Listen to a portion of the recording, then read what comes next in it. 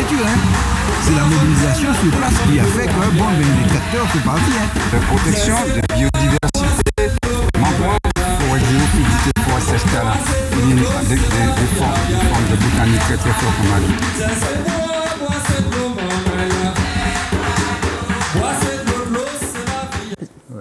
Bel bonjour tout le monde, c'est Fanny Roy avec vous pour En Semaine et puis la Sopama, une émission qui est présentée sur Zouk TV. Voilà, donc en fait, je vous un peu.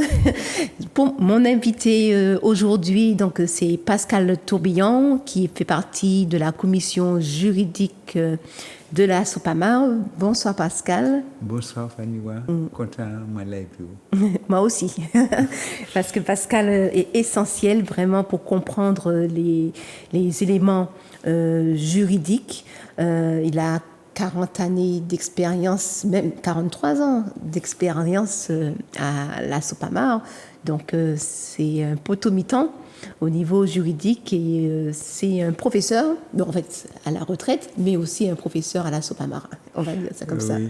Et il faut dire quand même que dans ces 43 ans, il y a une petite coupure, mais enfin, bon, c'est bon, c'est l'essentiel que je sois là et que je travaille avec les camarades et avec beaucoup de détermination.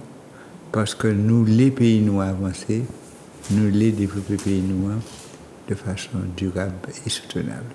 Et puis j'invite, parce qu'on en a parlé aussi à l'Assemblée Générale, d'ailleurs la semaine dernière nous avons fait une émission sur l'Assemblée Générale que nous avions eue à la ferme de Monsieur Montluc. Oui. Jean-Claude Montluc, au Trois-Îlets d'ailleurs, et non, c'est au Diamant. Parce que c'est au Diamant. Morne Blanc.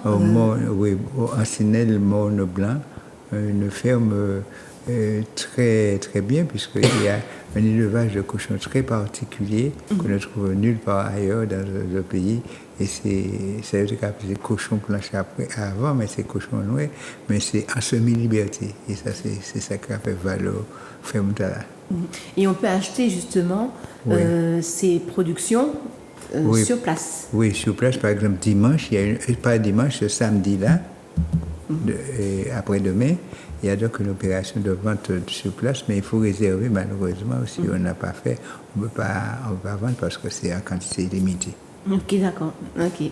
Mais en fait, soutenons la production locale parce qu'en fait, on ne peut plus consommer, on ne peut plus dépendre de ces 80% d'imports qui sont de ces conteneurs qui arrivent en Martinique. Voilà. Donc, consommons local. Consommons ce que nous produisons, produisons ce que nous consommons. Voilà, tout à fait. Il y avait des conférences sur ça. Oui, il y avait des conférences sur ça, mais nous pouvons pour dire, mais nous le ferons autant utile. Nous envisageons une visite à la ferme Périne avec les militants de la Sopama et les amis de la ferme Montluc. La ferme Montluc, Montluc, c'est que Montluc, au Trois-Îlets pour visiter cette ferme. Et déjeuner éventuellement les produits du pays. Voilà, super. Donc, effectivement, la semaine dernière, nous avons, avec Rosalie Gachet, qui est présidente de la Sopama, vu ce que nous avons fait pendant l'Assemblée Générale. Et aujourd'hui, donc, nous allons voir, dans un premier temps, le problème de la sargasse. Ensuite, nous allons voir que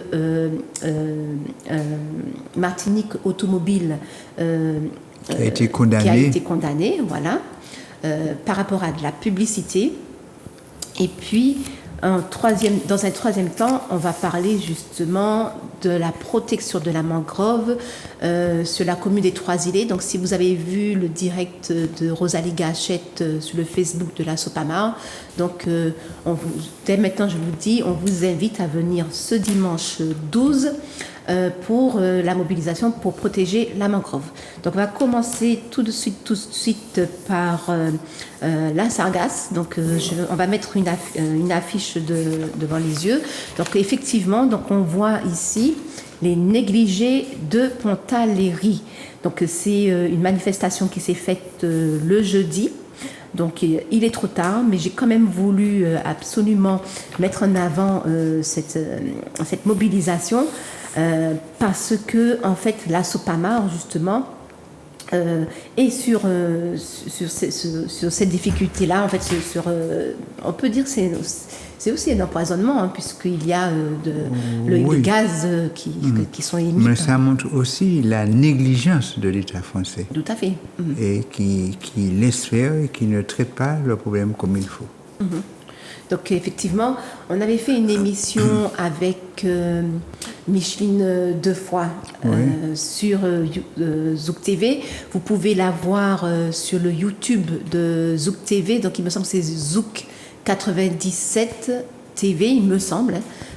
Mais allez regarder.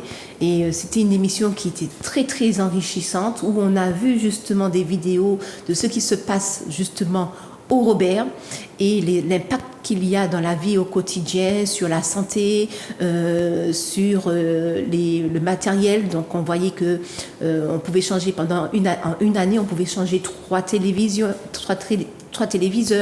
qu'on ne veut plus assurer les produits, en fait, les électroménagers, les véhicules aussi ont des problèmes pour tout ce qui est électronique, donc pour faire monter, descendre la vie. Tout ça, ça crée vraiment, il y a un impact considérable sur la vie au quotidien de ceux qui subissent la décomposition de la sargasse.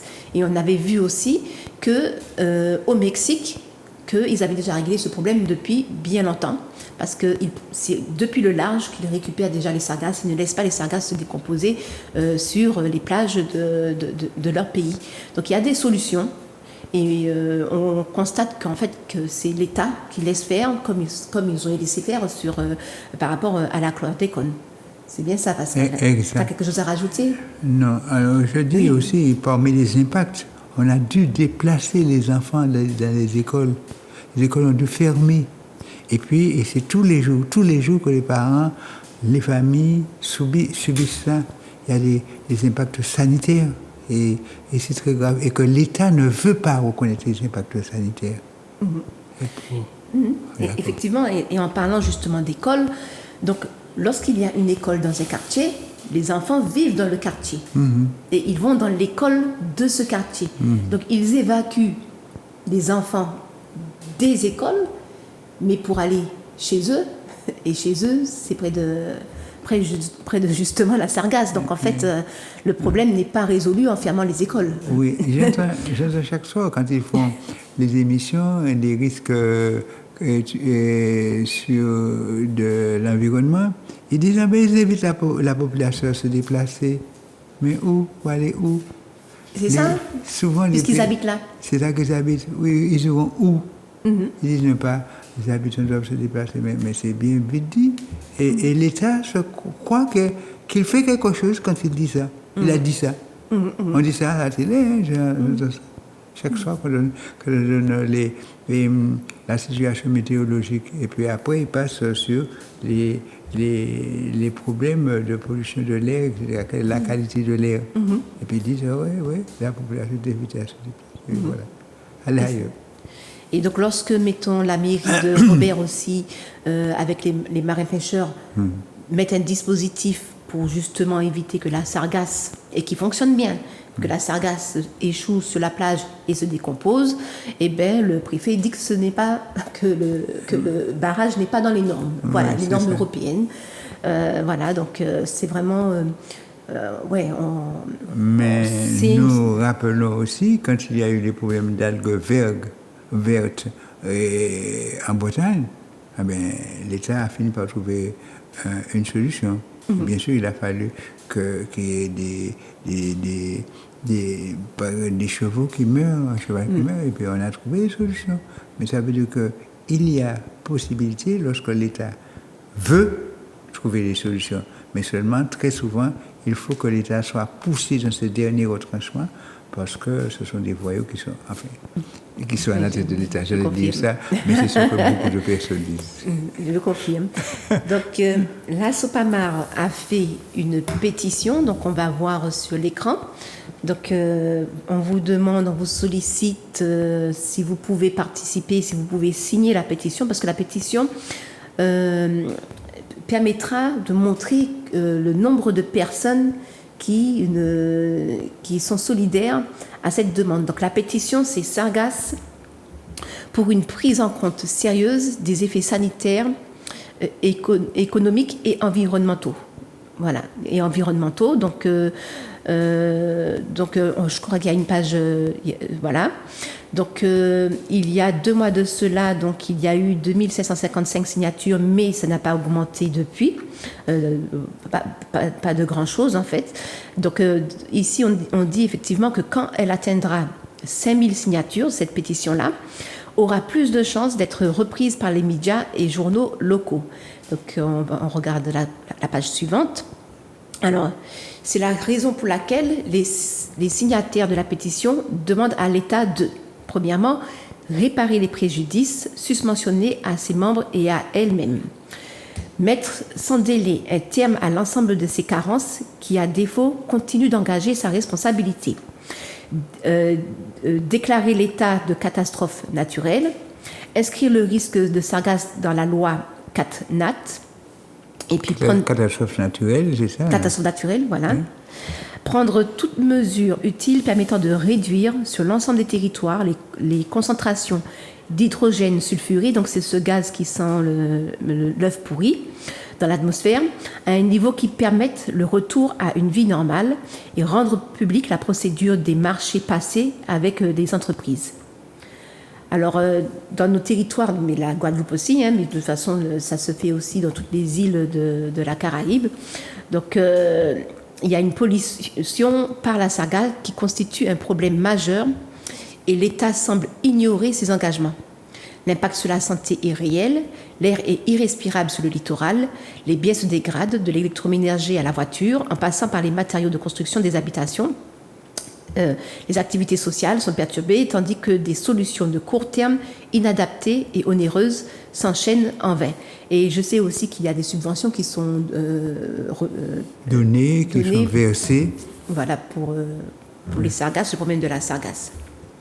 Comme on donne les subventions pour le problème de la chlordécone, voilà, c'est toujours le contribuable qui paye, alors que là, c'est l'État qui, par son inaction, par sa nonchalance, fait que la situation s'aggrave, surtout pour les personnes qui vivent sur le littoral martiniquais. Ils sont nombreux, alors que les algues vertes en France, il n'y a pas grand monde en fait en réalité qui vivent sur ce littoral-là. Donc, et c'est un cheval qui est mort. Voilà. Donc on vous invite donc à signer la pétition et à venir aussi, lorsqu'il y a des mobilisations, soutenir les personnes qui ont vraiment besoin de faire masse. Il faut vraiment qu'il y ait une masse pour que l'État puisse se bouger. Donc voilà. Tu as quelque chose à rajouter sur les sargasses? Non, j'appelle à la mobilisation, que ce soit au Robert, que ce soit au François, que ce soit au Marigot, toutes ces communes-là qui sont fortement impactées par les algues sargasses. Donc, et poser une plainte. Quelle plainte qu'ils peuvent poser, par exemple? Alors, évidemment, il faut dire, nous avons déposé une plainte à la Soupama, comme toujours, contre l'État français, pour montrer que l'État français, par son inaction, est responsable de ce qui se fait là, et que l'État français n'a pas pris en compte le problème comme il se devait. Et donc, nous allons continuer à travailler sur ça, mais nous avons beaucoup de travail, mais nous allons revenir là-dessus pour réactiver cette plainte et demander à tous ceux qui le souhaitent de se mettre et de se constituer partie civile, et en particulier les habitants des communes qui sont fortement impactées, du littoral qui sont fortement impactés, pour qu'ensemble, nous gagnions ce combat. Parce que c'est possible de gagner, mais il faut la mobilisation. Et ça prend du temps, on a déjà vu avec la chlordécone combien ça prend du temps, donc il est essentiel vraiment de réagir très rapidement, tout de suite. Et ne pas se décourager, dire que c'est possible. L'État n'a pas le droit de faire n'importe quoi. L'État n'a pas le droit. L'État a une responsabilité envers les populations. C'est pas, nous pas qu'à demander, c'est responsabilité de l'État. Et l'État a une forte responsabilité sur tous les territoires qu'ils occupent. Et l'État français occupe le territoire martiniquais. Et là, il a une responsabilité envers le peuple martiniquais, pour diverses raisons. Mais le fait même d'occuper le territoire martiniquais lui confère une responsabilité qu'il doit résoudre, quoi. Mais fait. enfin, voilà un petit peu ce que nous disons. Et donc c'est par notre action que nous avons obligé l'État à bouger et en le mettant en cause devant les institutions internationales. C'est ça. Ok, donc on va passer au deuxième point de l'émission. Donc les émissions passent le vendredi à 17h et la rediffusion le mardi à 9h. Donc nous allons parler maintenant de la SAS Martinique Automobile qui a été condamnée pour des publicités. Donc on va voir sur l'écran. Pour une publicité, alors vous allez me dire, mais pourquoi ils ont été condamnés? Quel est le problème? Qu'est-ce qu'il y a dans cette publicité? On voit une voiture, on voit des personnes, une famille qui est en train de s'amuser, de l'herbe, du gazon. Donc, Pascal, il n'y a rien qui gêne là, qu'est-ce qui se passe? Mais pourquoi ils ont été condamnés? Oui, alors, la première chose, la plage n'est pas faite pour l'automobile. Et c'est ce qu'il faut qu'on le répète et qu'on le dise à nos amis martiniquais. Les Martiniquais, la plage est faite pour les personnes. C'est un lieu d'agrément, de passage pour la population et pour le peuple martiniquais et non pas pour les voitures. Et d'une manière générale, il est interdit pour les véhicules à moteur de circuler librement et faire de la publicité, parce que c'est un véhicule qui est là pour faire la publicité, pour dire, bon, je peux passer, je peux m'amuser, je veux venir en 4x4 avec moi. Donc ça, c'est interdit. C'est comme si on fait de la publicité pour un crime. Et ça, c'est un crime écologique. Et les gens ne sont pas toujours conscients de ça. Et donc, nous disons, il faut respecter la plage.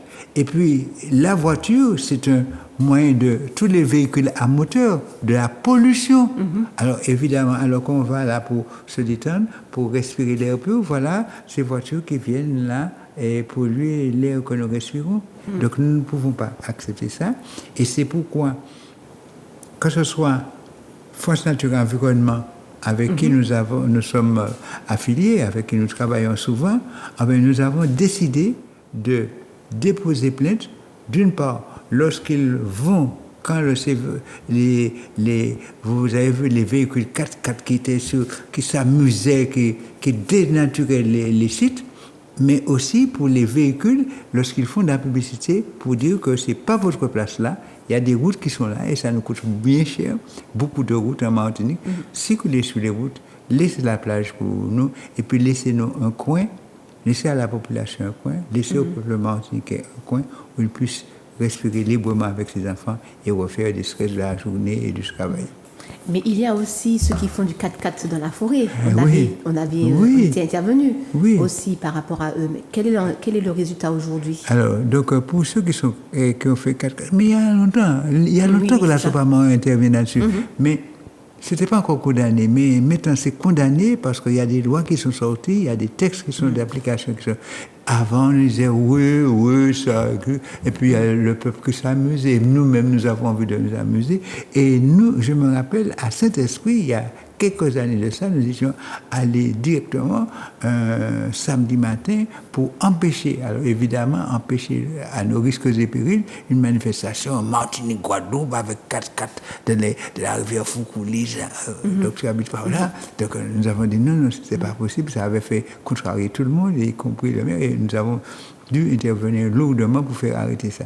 Mais nous, donc c'est ça. Et maintenant qu'il y a encore de loi, alors des textes, à ce moment-là, oui, nous pouvons faire des manifestations, mais nous introduisons l'affaire en justice, nous disons, bon, vous avez des lois qui interdisent ces manifestations dans le milieu naturel, donc dès lors qu'il y a circulation de véhicules à moteur dans le milieu naturel, ils sont passibles de condamnation. Alors évidemment, notre but, ce n'est pas de condamner les gens.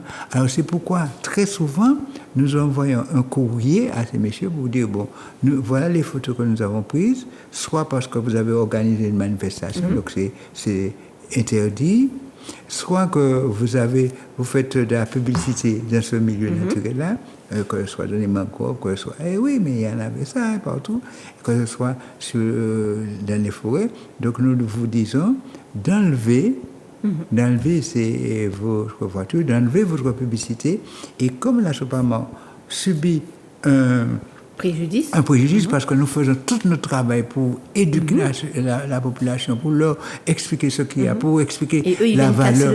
Et ils viennent casser le travail de l'Asopama et ça nous rend moins crédible. Donc nous disons, nous vous demandons tranquillement, à l'amiable, d'enlever, mais il y a une contrepartie. Voilà. Mais eux, ils n'ont pas accepté la SAS Martinique oui, certaines marques ont accepté. Tout à fait. Et donc, très souvent, c'est une décision amiable, 500 € ou un petit peu plus quelquefois pour dire, bon, d'accord, on arrange ça. Et ne recommencez plus, c'est comme ça. Mais eux, alors, Martinique Automobile, vous voyez, c'est le groupe Bernard Ayotte. Alors là, nous ne pouvons pas accepter que des Martiniquais nous fassent la leçon et nous disent ce que nous devons faire. Alors, ils refusent, mais on a essayé pendant des mois et des mois de transiger, de trouver une solution. Parce que notre but, ce n'est pas de faire condamner, c'est de faire une éducation à l'environnement, la nécessité de protéger ce que nous avons de plus, notre biodiversité. C'est notre seule richesse. Alors donc, essayons de travailler. C'est souvent des lieux de ponte de tortue. C'est là où les tortues. Donc, voilà. Donc, nous essayons de sensibiliser et d'éduquer. Alors, par conséquent, nous disons, essayons de faire ça. Et puis, disons que, voilà, nous avons décidé avec la SOPAMA pour la protection, nous ne le ferons plus. Mais ça, c'est normalement un être humain. C'est ça l'humain. C'est ça l'humain. L'humain, c'est pas se battre, nous goumer tout ça. À nous, qui manière nous pouvons faire, puisque nous avons dit pays, c'est à nous. Protégeons-le. Préservons ce que nous avons de mieux. Alors, donc, c'est cela. Et donc, lorsque nous faisons condamner lourdement, mais c'est rien pour eux. Tout à fait. Alors, ils ont été condamnés à combien? En fait, c'est rien de toute façon pour eux. C'est rien. Parce que lorsqu'on voit aussi ce qu'ils ont fait avec la mangrove à Génipa. À Génipa, mais c'est des actes de voyoutisme, mais nous le disons vraiment. Ils ont des milliers et des milliers de capes qu'ils ont tués là. Alors, est-ce qu'il faut continuer à tuer nos tortues, nos espèces qui sont des espèces protégées, le lieu de ponte, c'est l'habitat. Donc, en définitive, nous disons qu'ils sont condamnés.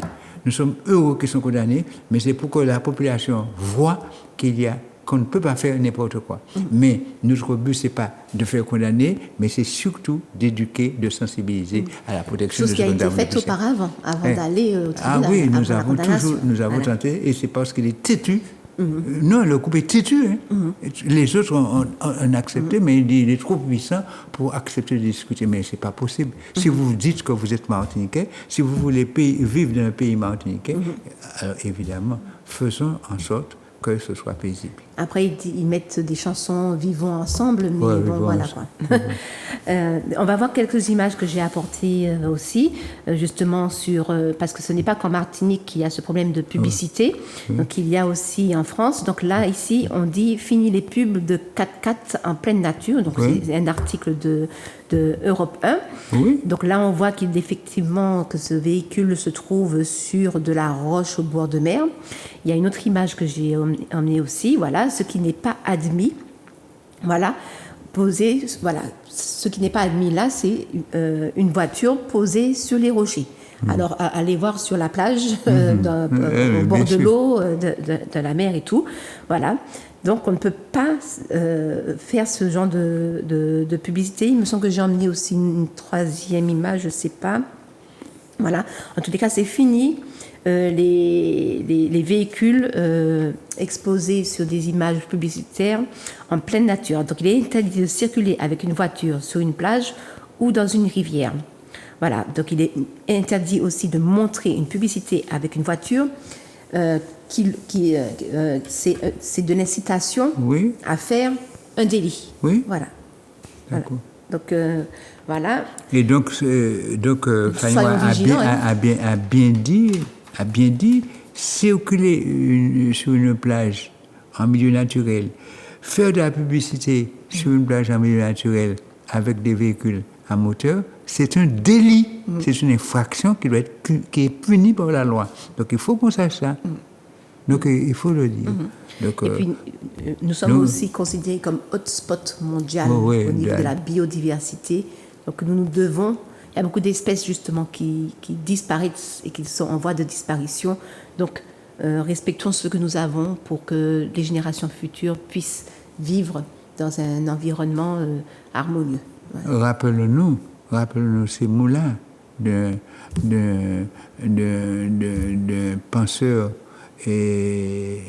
indien qui dit « Nous n'avons pas hérité la terre de nos pères, nous l'avons empruntée à nos enfants. » D'où notre responsabilité de restituer ce que nous avons emprunté en bon état. Il faut que nous ayons ça, et c'est ce qui va permettre à nos enfants d'avoir la chance de se développer. Merci de rappeler cela. D'ailleurs, c'est un texte qu'on utilise régulièrement. En bas de la charte de la Sopamar, nous avons mis ce petit texte-là. Oui. À côté de terre, c'est bois. Bois, c'est de l'eau. De l'eau, c'est la vie. Notre devise. Oui, c'est notre devise. L'eau, c'est la vie. Terre, c'est bois. Voilà. Il y a une chanson d'ailleurs. Hein. Oui, et nous remercions, c'est l'occasion de remercier et M4 d'avoir cette chanson pour nous, de nous dédier cette fête. Terre, bois, de l'eau. Merci. Donc maintenant, on va continuer. Donc on va parler du troisième sujet. On va mettre la première vidéo et on se retrouve juste après sur le plateau de Zouk TV.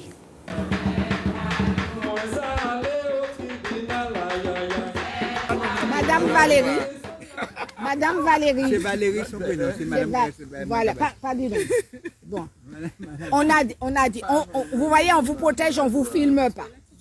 Il faut appeler vos investisseurs là, les gros investisseurs là qui ont construit, qui se cachent derrière vous, pour leur demander.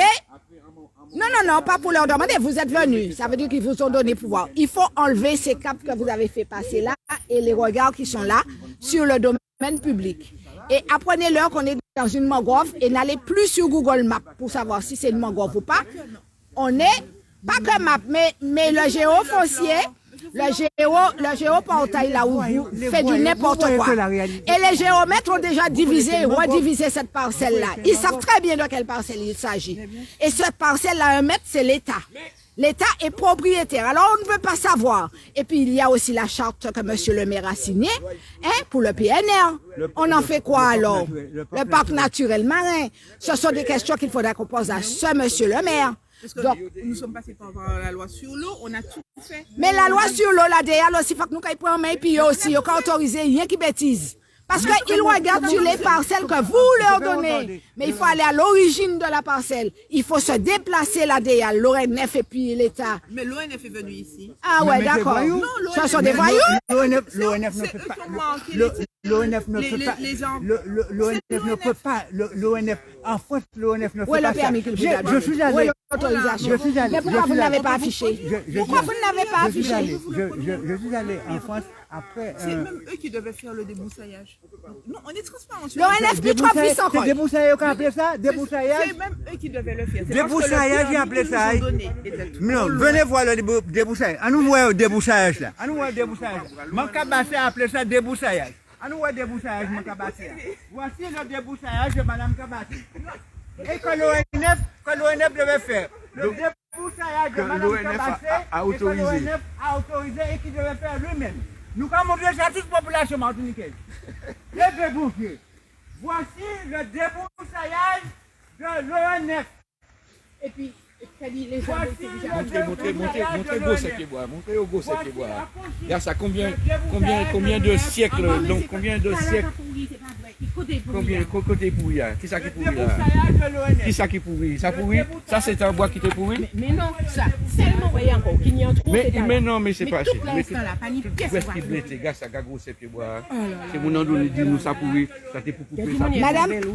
Madame Valérie, il faudra appeler il faudra appeler les chefs. Hein? Martiniquais, nous pas qu'à entrer en ça.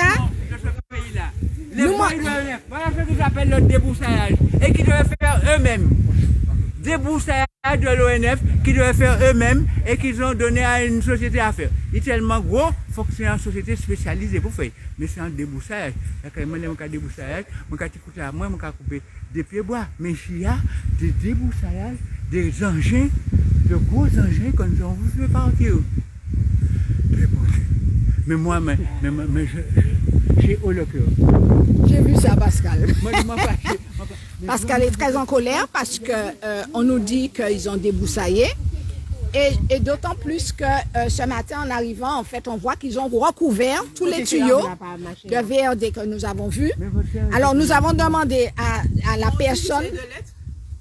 J'essaie de l'être, vous voyez, je viens discuter. Appelez vos chefs, Madame Valérie, appelez vos chefs. Je ne pensais pas avoir ça, vous voyez. Ah non, mais c'est pour que vous le disiez à vos patrons. À vos patrons. Dites-le à vos patrons. On est très en colère.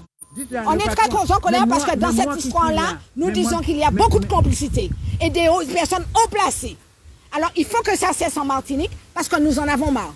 Nous savons très bien que c'est une mangrove. Même s'ils ne veulent pas comprendre que c'est une mangrove, c'est une mangrove. Comment ils sont devenus propriétaires de la mangrove? Avec la complicité de tous ceux qui sont à l'État. On est censé leur rénover le machin, c'est pas à vous de le faire, c'est à l'État de le faire. On est censé le sécuriser. C'est pas à vous de le faire. Vous n'êtes pas chez vous là, vous êtes sur le DPM. Vous n'êtes pas chez vous, madame. Non, vous avez un faux titre de propriété, je le dis. C'est un faux titre. L'État n'a pas vendu pour vous quand il fallait acheter. Ici, c'est à l'État. Et la parcelle a été divisée par les géomètres et on est en train de combattre ça en ce moment. Ils savent très bien d'où vient la parcelle. Non, je ne peux pas discuter parlement. Excusez-moi. Je suis très en colère. Je vous laisse, Pascal, parce que moi, ce que je vois là aujourd'hui, c'est du n'importe quoi. Et vous n'avez pas pu faire ça seul. Vous avez fait ça avec la complicité de personnes haut placées. Et il faut que ça s'arrête en Martinique. Voilà. Et ici, nous avons aussi la charte qui a été co-signée par le maire au PNM. Donc, comment il peut accepter Parc naturel marin? Il est co-signataire de cette charte-là. Donc, normalement, les immeubles que nous voyons là-bas n'auraient même pas dû exister. Et donc, tout ce qui est là aussi... Tous, écoutez-moi, vous voyez ça, c'est là depuis très longtemps. Ça, c'est là depuis très longtemps, même avant la Sopama. La loi n'existait pas encore. Mais la loi existe maintenant. Et toute la bande littorale là, même là où vous avez vu les lotissements, les immeubles qu'on vient de construire là, c'est à l'État, madame. Ce sont des parcelles étatiques. Ce sont des parcelles étatiques. Allez de...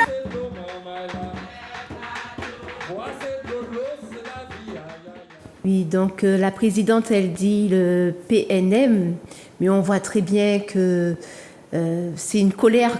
Même Pascal, hein, lorsqu'ils vont sur le terrain et qu'ils voient autant de catastrophes, eh ben, c'est pas le parc naturel marin, mais c'est le parc naturel régional de la Martinique. Donc, on va avoir justement une affiche de ce parc naturel régional marin avec la charte, donc qui a été signée par la commune, voilà, parc naturel régional de la Martinique. Nous voyons, voilà, c'est pour 2012 à 2024. Donc, on a vu que les géomètres sont passés en 2017. Donc, ils sont passés durant, c'est ça, donc ça finira en 2024, durant cette période où la mairie, donc il y a un tableau qu'on va voir juste après aussi, qui montre ce tableau, une partie, un extrait de la liste des mairies qui ont signé cette charte.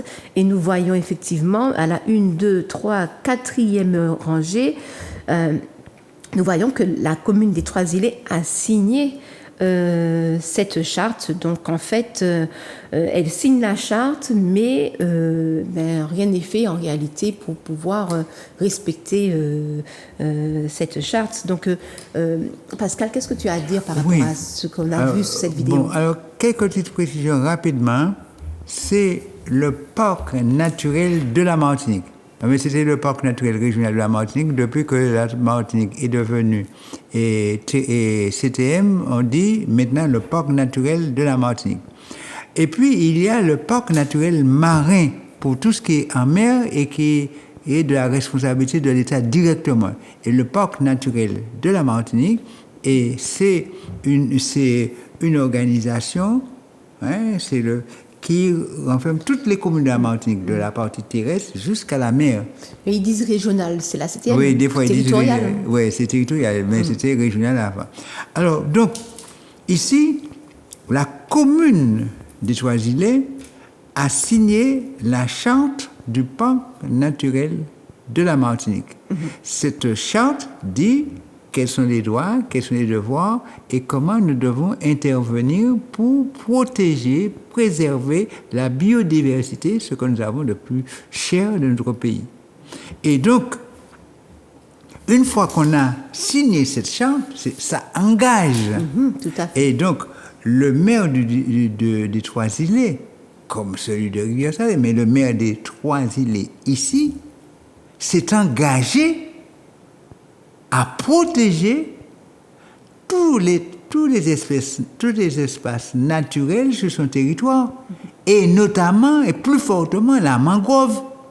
Par conséquent, quand il donne un permis pour 9 villas dans cette mangrove, nous ne comprenons pas.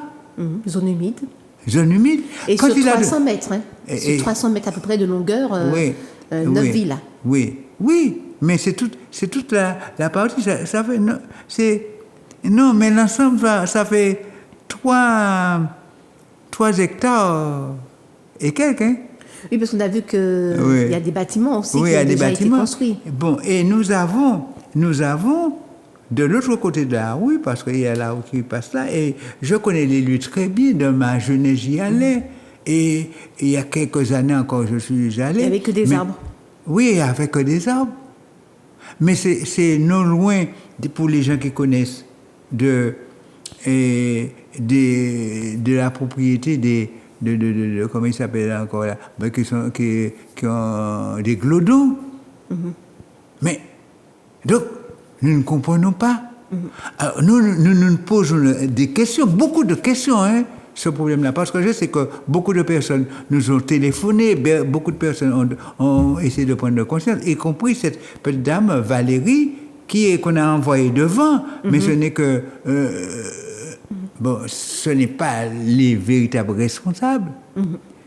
On l'a envoyé devant pour faire le jeu des relations, mais les responsables de la chambre d'agriculture de la chambre de commerce nous ont appelés, mais d'autres personnes. Mais c'est tellement gros quand on a vu ça que ça a été une véritable levée de bouclier. Mais une zone naturelle, mais il faut dire aussi. Et puis on n'est pas non plus tellement loin de la forêt d'Alais. Le monde d'Alais, qui est un petit peu plus... C'est toujours les Trois-Îlets. Oui, et tout ça, c'est des protégés. Et on ne comprend pas. Et c'est pourquoi nous avons invité la population à venir dimanche pour leur montrer des choses. On va voir l'affiche, là. On va voir l'affiche tout à l'heure. On va leur montrer. Oui, alors, donc, nous ne comprenons pas ça. Comment le crédit agricole est devenu propriétaire de tout le littoral donc c'est privatisé alors que ça devait être à la collectivité. C'est le domaine public maritime. Ça fait partie, la mangrove fait partie du domaine public maritime. Comment ils sont venus? Comment le crédit agricole, qui est normalement responsable du développement agricole de ce pays, s'est transformé en promoteur immobilier? Ils ont créé une filiale spéciale qui s'appelle la CAMJ, la CAMJ, Crédit Agricole Martinique-Guyane Immobilier. Alors que ils deviennent assureurs, ils deviennent acquéreurs, ils deviennent saccageurs, puisque c'est les promoteurs immobiliers qui saccagent le pays. Mais je crois qu'il faut poser la question. Comment, par quelle opération, ceux qui reçoivent notre argent, non seulement les dépôts, mais aussi les aides de l'État pour un développement agricole. Pour vendre déjà. Et comment ils peuvent... S'il y a un acheteur, c'est qu'il y a un vendeur. Et qui a vendu? Alors, qui est-ce qui a vendu? Qui est-ce qui leur a vendu? L'État. L'État? Je ne sais pas. Comment eux, ils vendent en l'État? J'ai vu le dossier. Ils disent qu'ils vont vendre ça, ils lotissent et puis ils vendent l'État. Mais qui ils? Et le Crédit Agricole, les En promoteurs. fait, ils font les lotissements Oui. et puis après ils vendent à Oui, l'État oui, le oui, lotissement oui. qu'ils ont Oui, fait. oui. Et donc, le Crédit Agricole, qui devait sauvegarder notre terre pour un développement agricole harmonieux, mais voilà qu'il est devenu promoteur immobilier, Et- grand prédateur de la terre Il s'appelle martiniquaise. Crédit Agricole, Agricole. pour l'agriculture. Hein. Eh oui, alors, d'accord. D'ailleurs, j'ai C'est la appris... production, c'est, J'ai appris que le Crédit Agricole ne prête guère aux petits agriculteurs. Ils préfèrent prêter. L'immobilier Oui. paye mieux. Mais cette opération-là, c'est une opération en défiscalisation. Et je me rappelle, la défiscalisation n'a jamais été au service de la Martinique, c'est au service des promoteurs internationaux et français en l'occurrence. Et ils dépecent la Martinique, ils découpent la Martinique en morceaux, division foncière, division par morceaux, et puis ils font des immeubles partout. Et là, en face, et on va voir ça, ceux qui seront là avec nous dimanche, vont voir en zone naturelle, c'est une zone naturelle. Et ça aussi, pourquoi nous disons que le maire des Trois-Îlets est responsable. J'ai regardé les dates. En 2016, le maire des Trois-Îlets, le maire des Trois-Îlets, transforme son plus, alors qu'il y avait toute cette zone-là qui était en zone naturelle, pour mettre en zone 1AU, zone à urbanisée. Donc, au cas où, alors que c'était en zone protection forte, eh ben, au service, on peut dire que la mairie, la commune des Trois-Îlets se met au service des prédateurs, des communes. Et abat la charte de. Abat la charte de l'environnement qu'il a été signée, abat la protection des terres, de la terre martiniquaise, abat son littoral. Abat le littoral, abat La mangrove. La mangrove, et puis on va. Et puis la DEAL aussi est complice, parce qu'il faut trouver les complices. Il y a le maire, nous avons dit, la commune, mais il y a la DEAL. Comment se fait-il? La DEAL, en 2015, l'année d'avant, signe à la demande du Crédit Agricole ce qu'on appelle un cas par cas. C'est quoi un cas par cas? Un cas par cas, c'est... Alors, quand on veut faire une opération, on demande à la DEAL, responsable de l'État, de dire si cette opération aura des impacts inadmissibles sur le milieu naturel. En particulier, lorsque l'on veut défricher, lorsqu'on veut couper des arbres.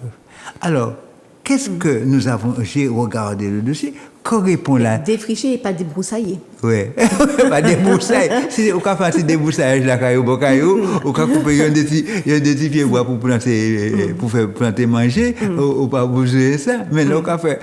Alors, et c'est là qu'on voit la complicité de l'ONF dans ça, hein, parce que c'est l'ONF, d'après ce que nous avons appris. DEAL, ONF, mairie. Alors, la DEAL dit, il n'y a pas lieu de faire une étude d'impact. Alors que, ou en mangrove, ou en bord de la mer, une des gros arbres centenaires, on est tout ça, pas lieu de faire des études voit des d'impact. trous à crabe. Oui, on peut intervenir comme on veut, pas besoin de faire d'études d'impact. L'étude d'impact, c'est de dire qui répercussions et qu'il y a sur la nature, sur le milieu naturel. Ah ben, et puis le copain de l'ONF, mais au tout là, hein, coquin, on retrouve l'ONF, la DEAL, les expatriés, ils appellent ça quand ils sont en Afrique. Ah ben, ils déclarent, mais senti débroussaillage qu'a fait là. Donc il n'y a pas lieu, pas besoin d'autorisation, faites débroussaillage. Et vous verrez, et là, la population verra ceux qui viendront dimanche, eh bien, viendront à quoi consistait ce débroussaillage. Et vous avez vu que, alors que assez souvent je suis calme, mais comment j'étais en colère, je ne pouvais même pas parler. Mais quand vous voyez ça, mais il fallait voir ça maintenant, ça c'est, mais quand on voit ça, on découvre ça, mais véritablement, c'est... Parce qu'on a vu aussi, bon, il n'y a pas les images, mais vous pouvez voir les images sur le Facebook de la Soupamar. Vous verrez les images de remblai de la mangrove. Oh oui, et le remblai va à hauteur de 2 mètres, voire peut-être même 3 mètres de hauteur. 3 mètres de hauteur, et qui je crois à quasiment la mangrove, les arbres. Oui, et puis on nous a dit, alors tenez-vous bien, Alors, c'est prévu. Là, on n'a pas trouvé ça dans le dossier. Je ne veux pas dire que c'est dans le dossier. Mais les gens sur place, mais quand on voit la forme circulaire de la plateforme, qui est en cours qui est remblayée, on nous a dit que c'est pour hélicoptère. Ah oui, hélicoptère. Alors, pour les copains, ils viennent là tranquillement, directement. Mais vous voyez un petit peu. Et puis Rosalie qui fouille à Rosalie, aller voir que les maisons qui sont déjà en face là et qui veulent un tracé dans la mangrove pour qu'ils aillent directement à la mer parce que faut pas faire je crois pour on prend des gens qui donc 2300 €. 2300 € pour un séjour. Combien de gens peuvent payer ça? C'est des étrangers. Les étrangers. Voilà comment on détruit notre pays avec la publicité, avec la complicité de la DEAL, l'ONF, des élus. Et certains de nos élus. Oui, on va dire certains. Certains de nos élus, mais ici, on pose la question. Enfin, j'espère je sais qu'on a interpellé les élus de la CTM. À la CTM, on l'a interpellé. Monsieur Maricin, je crois, l'a interpellé pour lui dire, mais qu'est-ce que vous en faites? J'espère qu'il va pouvoir s'expliquer et qu'il peut-être comme d'autres, comme d'autres, il viendra sur place parce que les élus, le responsable de l'opération là, enfin, ça est au métier de l'opération, la petite dame la Valérie qu'on a mis devant, nous a dit qu'elle viendra. Et là, tiens. Elle a même dit qu'elle allait enlever les regards et les câbles. Oui. Elle nous a dit, mais véritablement, elle nous a dit qu'elle fera tout pour les enlever. Elle nous dit, bon, ou dis-nous ça. La population viendra si vérifier si vraiment vous avez enlevé. En tout cas, ce que nous voulons, c'est la remise en état du site. Mais il y a beaucoup de personnes qui ont téléphoné.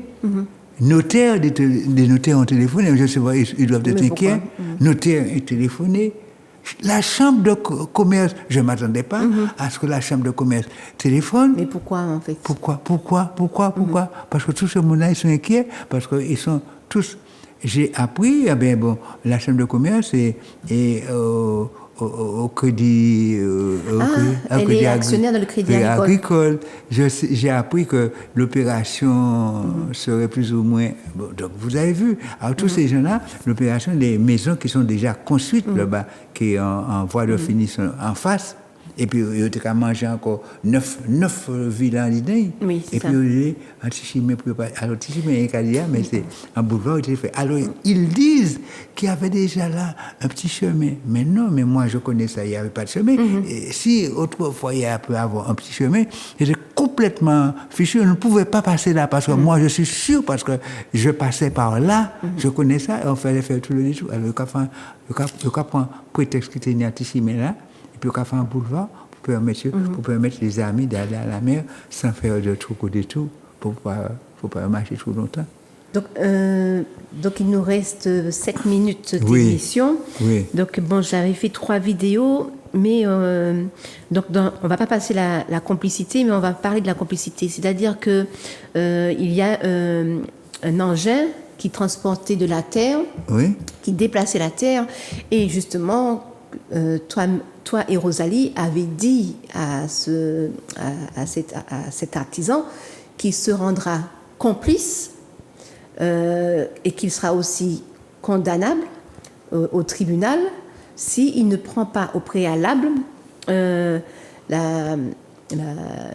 précautions pour savoir quelles autorisations ils ont pour faire ces travaux. Bon, et je dois dire, effectivement, ce qu'il faut dire, et il faut que les artisans le sachent, quand vous avez un ordre de travaux, vous devez vous assurer que les autorisations ont été données et que c'est valable. Parce que les petits artisans, très souvent, ils nous disent, mais non, je travaille, je suis bien content de trouver un chantier, mais il faut que qui ça? Parce que demain matin, il y a des problèmes. Si les gens interviennent à les chantiers, c'est eux qui ont fait. Parce que nous, on n'a pas une autorisation. Et puis ensuite, c'est eux qui ont condamné, mais les maires ne sont pas condamnés. On a vu au Robert, le maire n'a pas été condamné, mais l'artisan qui a effectué les travaux est condamné. Pareil pour Ducos. Oui, pour le silo. Pareil pour Ducos. Pour Le maire, silo. il s'en sort. Il s'en sort très bien. Mais c'est le petit artisan. Et nous avons voulu, je vous le dis, vous voyez quelques engins, nous n'avons pas voulu prendre ni la photo du monsieur, ni la photo des références de l'engin pour ne pas les mettre en danger. Moi-même, je suis intervenu pour eux pour dire déplacer un engin. C'est le cas, déplacer un engin, c'est le cas là, nous ne pouvons pas prendre photo pour pas. Mais nous leur disons, nous faisons un effort parce que ce sont des Martiniquais comme nous qui cherchent des bouilles pour faire famille vivre. Ok, c'est pas les gros multinationales qui viennent venir faire de la prédation dans notre pays. Donc nous leur disons, oui, mais prends précaution. Nous avons là épisode, nous avons accompagné les autres. Mais je ne peux pas non plus rendre compte complice de chaque affaire. Voilà. Donc en fait, avant d'aller sur un chantier, demandez à vérifier les autorisations pour ne pas vous rendre complice de ce crime, en fait, de cet écocide. Donc il y avait aussi une vidéo justement qui donne rendez-vous pour ce dimanche, en fait, qui situait l'endroit. Donc on ne va pas voir la vidéo, mais on va voir l'affiche. Donc, est-ce que tu peux situer l'endroit du rendez-vous? Bon, oui. On a un rendez-vous à Ducos, mais ceux qui seront déjà sur place, où est-ce qu'ils y vont? Bon, alors là, on doit aller sur place. Je préfère qu'on montre exactement. Je connais les lieux très bien, mais c'est à l'Anse-Mitan. À l'Anse-Mitan. Il faut entrer à l'Anse-Mitan, mais il faut montrer là. Mais je crois qu'on va essayer de mettre un petit peu de... Le fléchage. Oui, le fléchage pour qu'on... Donc la mobilisation. Oui. Alors, c'est avec Noula et puis la Sopamar. Noula, je rappelle, c'est eux qui ont renaturalisé la plage des Salines. Voilà, à Sainte-Anne. Donc, le rendez-vous, c'est ce dimanche 12 février. Alors, non à l'urbanisation de notre mangrove, sauvons la mangrove. Voilà, donc on souhaite avoir beaucoup de Martiniquais parce qu'il faut réellement dire non, comme on avait dit à Sainte-Luce aussi lorsqu'ils ont placé tous leurs embûches sur tout le littoral. Par contre, on va regarder la dernière vidéo parce que c'est vraiment important ce que dit Rosalie. Donc, on va regarder la dernière vidéo si la Sopamar n'existait pas. Je vais montrer qui ça qui a fait aussi en face. Je ne vais pas raccrocher, c'est pour une seule vidéo finalement. Regardez, bon âge, tout partout. Tout partout. Mon mille reste à mangrove là, qui a baillé la route là.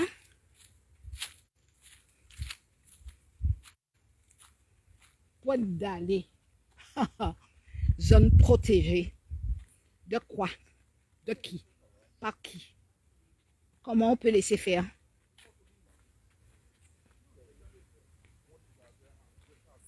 Quelle complicité, quelle autorisation? Oui, merci beaucoup. Et puis, regardez en face. Donc, c'est tout partout. Je parle, ouais, pan.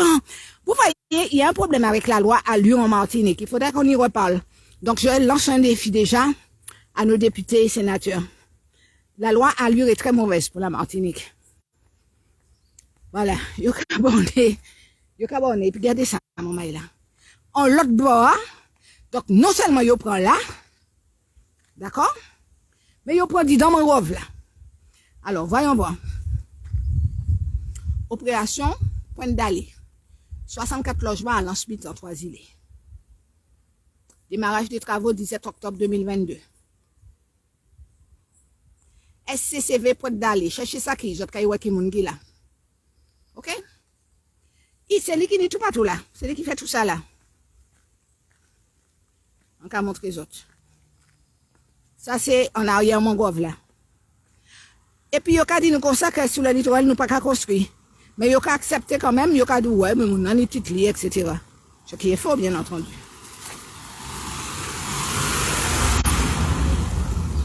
Voilà, regardez-moi, je cochon permis. Alors, on y va.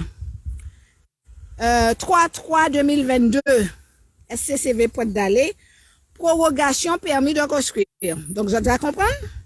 Surface de plancher autorisée, 4000 mètres carrés. Bien. En permis qui était depuis 2018.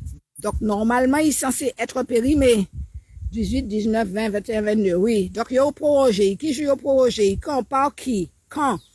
Bon, nous avons trouvé dans les dossiers les trucs modifiés en faveur au promoteur, bien entendu, comme d'habitude. Bien. En modification numéro 2, permis de construire. Donc, qu'est-ce qui était là réellement? Que devait-on faire là réellement pour qu'on soit aujourd'hui arrivé à 64 logements? C'est ça, ce sont les questions qu'il faut vous poser. Voilà, alors 97-2017, BR, donc un permis qui a été délivré, une prorogation de permis. Donc, rien qui prorogation, il y a prolongé, pas rien qui pas fini. Et puis, tous ces rojets à côté de en mangrove là, regardez ça. En mangrove là, nous sortis. Martinique, il faut dire non. Il faut arriver à non. Il faut plus accepter ça. Il faut plus accepter ça. On n'en peut plus. C'est-à-dire que c'est mettre à zéro tout le travail que la Sopamar a fait depuis 43 ans. 43 ans de combat. Et puis vous laissez les gens détruire tout ce qui a été fait. Construire maintenant dans les mangroves. Et nous connaissons l'importance des mangroves. Nous savons que ça protège des tsunamis. C'est le grenier pour la nourriture. Hein? Nous connaissons l'importance des mangroves et vous laissez construire dans nos mangroves. Non, il faut dire non. Sinon, c'est pas la peine qu'on existe. C'est pas la peine non plus que l'administration existe. La DIAL, tout ça.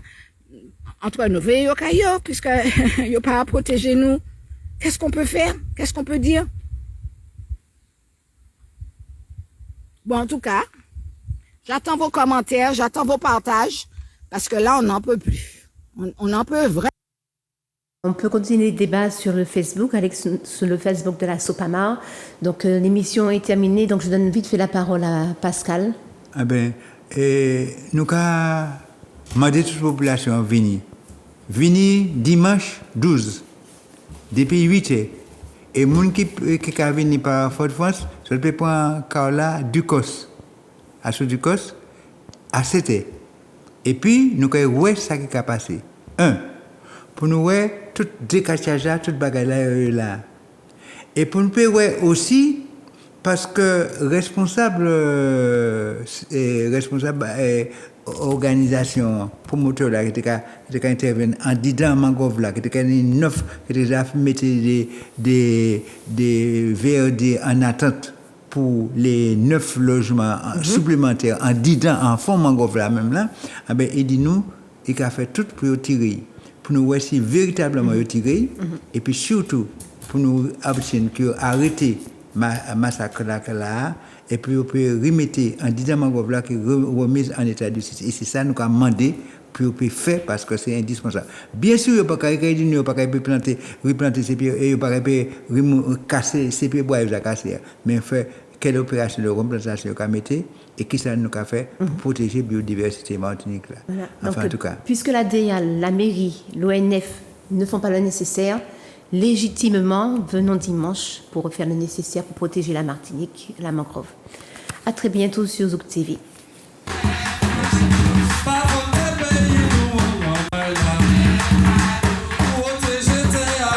Vous avez déjà commencé à détruire. C'est la mobilisation sur place qui a fait que les tracteurs sont partis. Protection de biodiversité, mangrove, forêt géophytique, forêt sèche, des formes de botanique très très fort comme on a dit.